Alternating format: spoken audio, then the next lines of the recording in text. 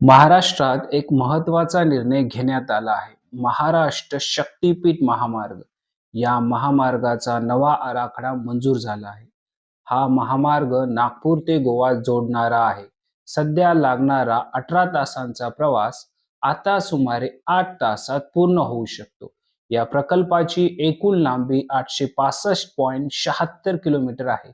हा महामार्ग 13 जिल्ह्यांमधून जाणारा आहे. तसेच 40 तालुके आणि 21 धार्मिक स्थळांना जोडणारा आहे. यामध्ये माहूर, तुळजापूर आणि कोल्हापूर यांचा समावेश आहे. मात्र या प्रकल्पाला काही ठिकाणी विरोधही होत आहे. शेतकऱ्यांचा दावा आहे की हा महामार्ग शेतीच्या जमिनीवरून जात आहे. यामुळे आंदोलनाची शक्यता वाढली आहे. हा प्रकल्प विकासासाठी महत्त्वाचा मानला जातो, पण त्याच वेळी स्थानिकांच्या चिंता देखील लक्षात घेणे आवश्यक आहे.